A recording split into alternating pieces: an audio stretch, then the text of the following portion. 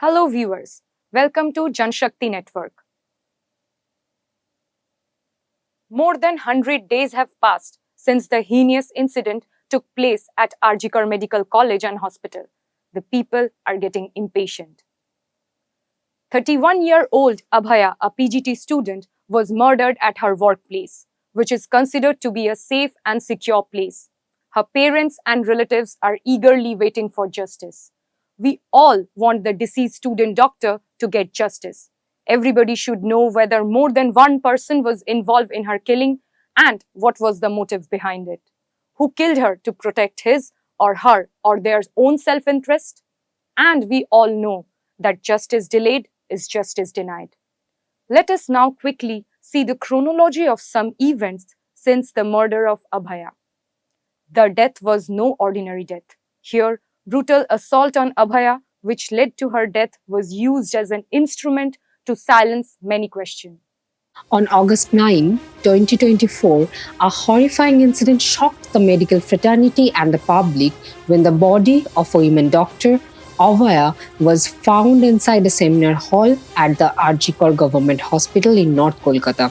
Preliminary autopsy reports revealed that she had been sexually abused before being brutally murdered.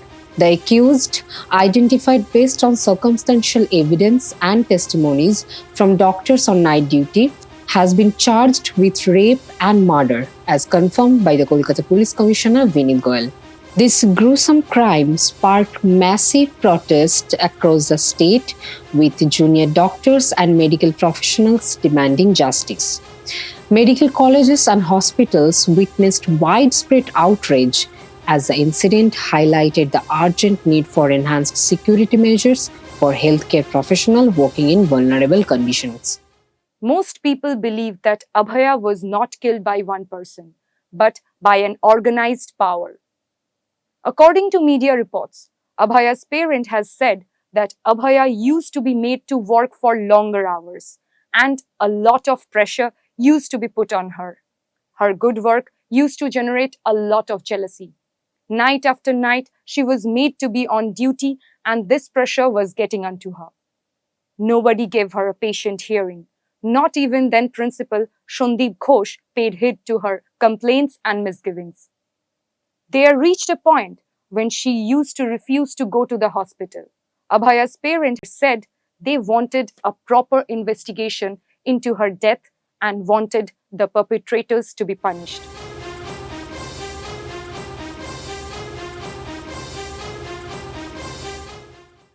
Now the question is, why did Abhaya, during the later part, decline to go to the hospital? Was she apprehensive of something? Did she fear for her life? These questions that will be considered by the court of law and sought answers for. Yes, the incident of rape and murder of a lady doctor while on duty and inside hospital premises has deeply shocked public conscience for various reasons, because people find that even a doctor on duty inside hospital premises is not safe. And who sort of molested her, who raped her, who killed her is not yet clear. Though the trial has started, but in popular perception, and even the accused who is being tried, he is repeatedly saying that he has been framed, and doctors and forensic experts looking at the innumerable injury marks on the body everybody has opined that it can't be the act of one single person. Who are those other persons? That is not yet clear, even after CBI investigation for over 100 days. Shondeep Ghosh and his gang are now behind bars. But strangely, after the August 9th incident, the Kolkata police did not find the necessity to question them.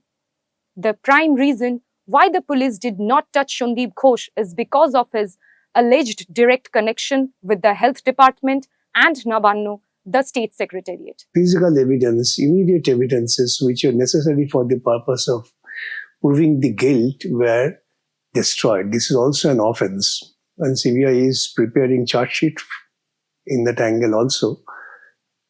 And on the basis of those two high officials, one officer in charge of a local police station, which is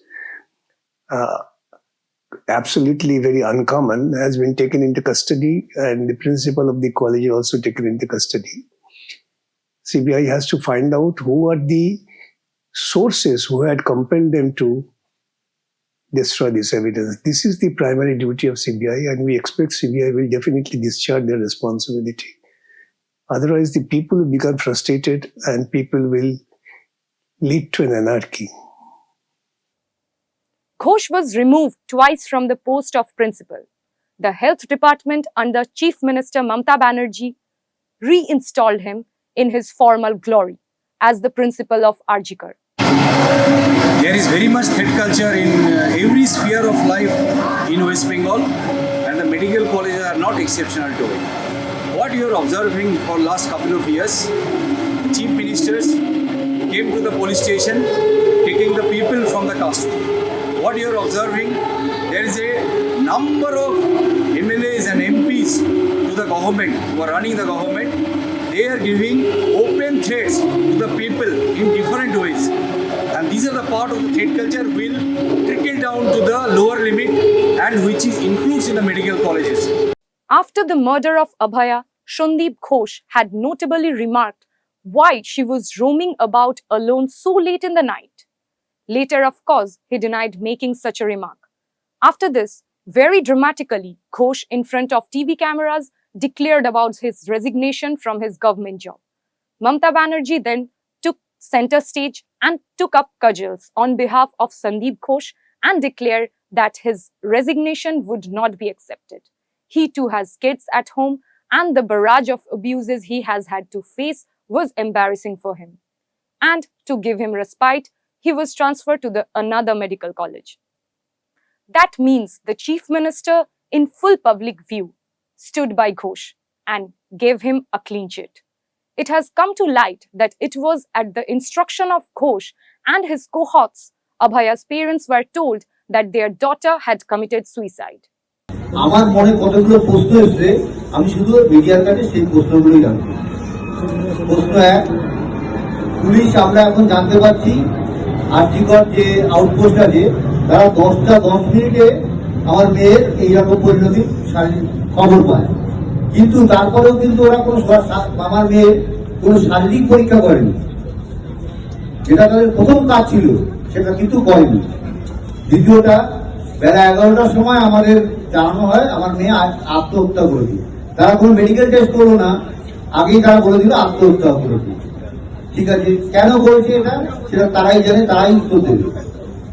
আমাদের মেয়েকে দেখতে আমরা যখন হসপিটালে আসি 12টা 10 মিনিটে, আমার সেই মেয়ের মুখ দেখতে 3 ঘন্টা 3.5 ঘন্টা ওই সেমিনার হলের বাইরে আমাদের বসিয়ে রাখা হয়, এবং মেয়ের মা মানে অভয়ের মা পুলিশের হাতে পায়ে ধরতে শুরু করে। ভেতরে তখন লোকজন ঘোরাঘুরি করছে, আমাদের কিন্তু ভেতরে ঢুকতে হচ্ছে। এটা কি কারণে?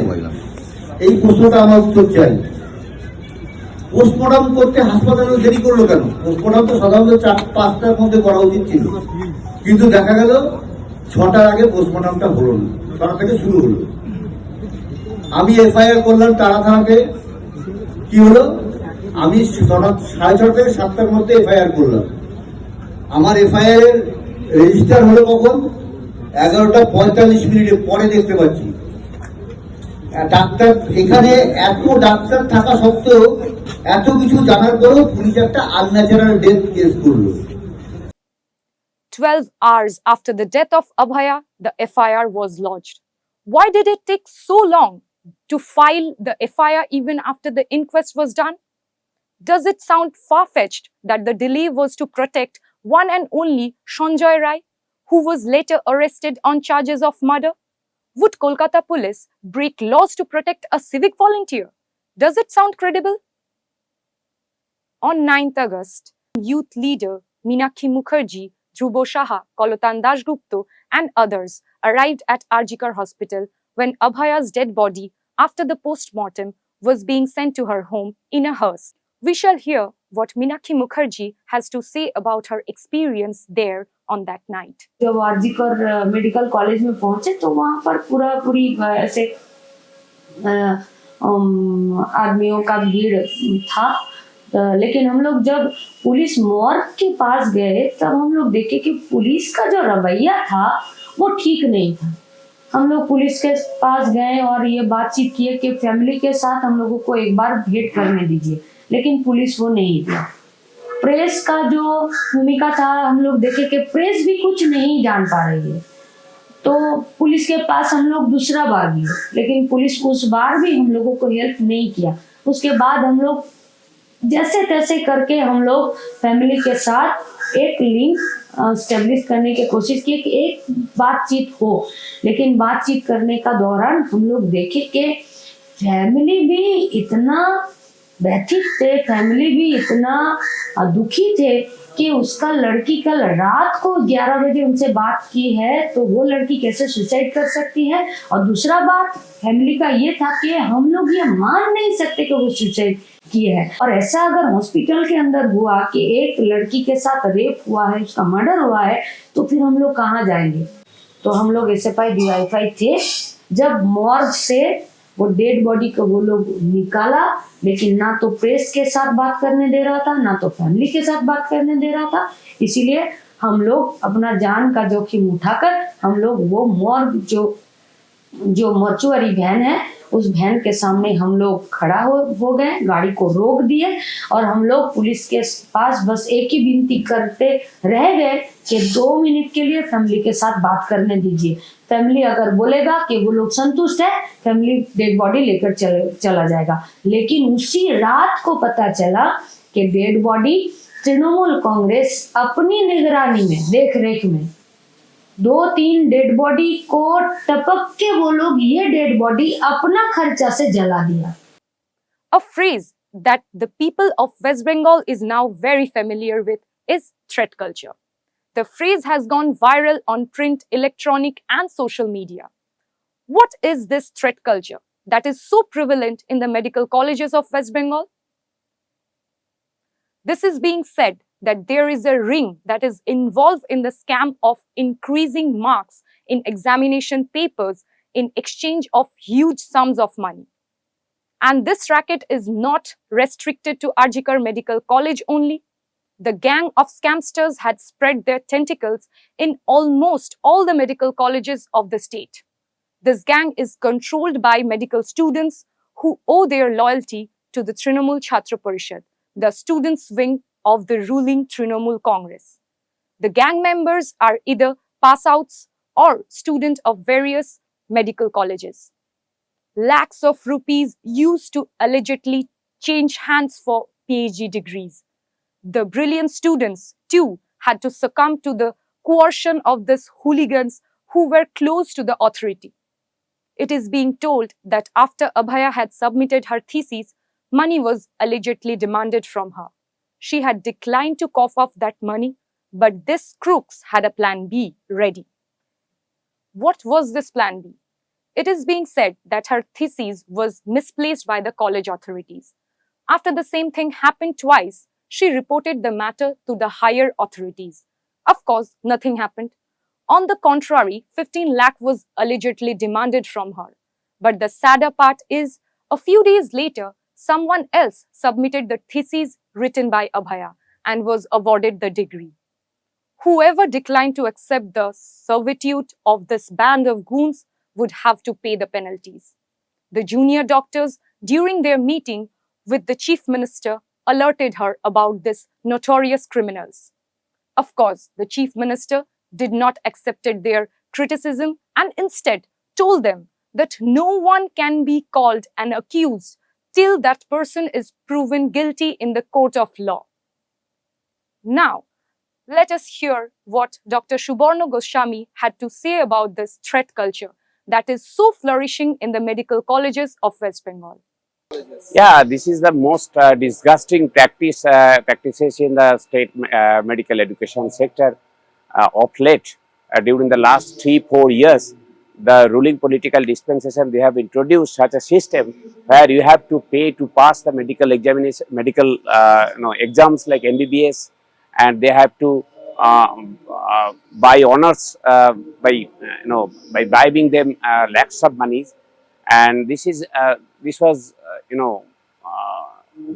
this was allowed to go on under the direct supervision of the higher administrative officers and the ruling political dispensations, the people's representatives. As far as you know, that Arjikar Medical College, the head, the Rogi Kullan Samiti, that is the patient welfare Samiti, that is headed by a doctor MLA of the ruling political party, and he was spearheading these corruptive practices at Arjikar Medical College, and not only in Arjikar Medical College, but it means almost all medical colleges of the state.